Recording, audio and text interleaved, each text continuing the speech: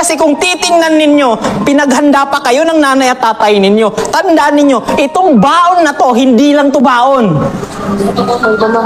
Yung pagmamahal, yung pera, sakripisyo na meron sila pambili ng bigas na to, yun ang laman nito. Sadyang hindi nyo lang nakikita. Minsan magrereklamo kayo na wala kayong ulam. Ang tanong ko, nakita nyo bang kumain yung mga magulang nyo para lang mabili ito?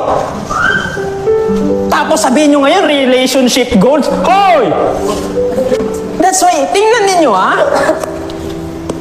kung bawat bagay na tinitingnan ninyo o tinatanggap nyo sa pamilya ninyo, sa nanay o sa tatay mo, o OFW man yan o hindi, malayo man yan o hindi, kung titingnan nyo na yung mismo binigay niya, hindi lang basta pera, hindi lang basta baon, hindi lang basta damit, papasalamatan nyo sila. Kasi alam ninyo na yung binigay sa inyo, hindi lang yan basta baon, hindi lang yan basta pera, kundi pagmamahal, effort, sinasaksak ko to sa utak ninyo para malaman ninyo na hindi nga, kahit paano, hindi sila perpekto.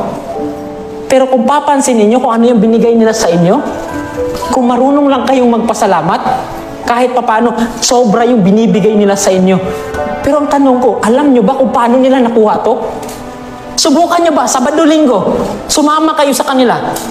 Pero hindi, uunahin sino? Si barkada, si jowa. Tapos ngayon magagalit kayo sa kanila. It is because ang gusto nyo lang, kayo lang ang intindihin. At hindi nyo sila gustong intindihin. Paano nyo sila maiintindihan kung ayaw nyo silang intindihin?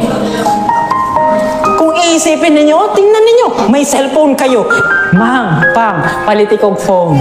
Kahit tungod sa unsa, mag-research ako.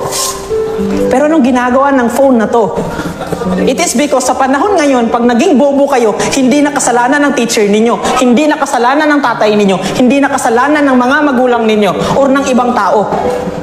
Lalong-lalo na pag may cellphone kayo. Bakit? 10 peso lang ang kailangan mo. Kahit 5 peso nga lang, malalaman mo kung ano yung gusto mong malaman. Maybe hindi lahat, pero kung may gusto kong malaman sa subject na meron ka, pwede mong matutunan. But you choose nang i-research ninyo sa halip na i-grow yung sarili ninyo. Kasi ang gusto ko lang iparating sa inyo, hindi lahat, maybe hindi nila lahat nabibigay sa inyo ng gusto ninyo. Yes, nagagalit kayo.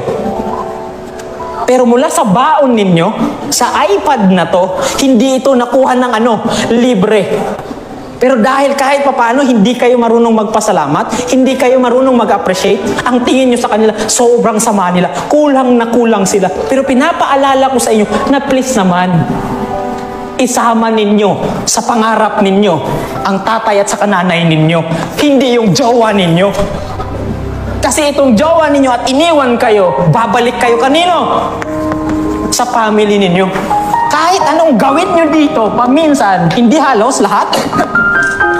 Pag nasaktan kayo, sila yung tatanggap sa inyo.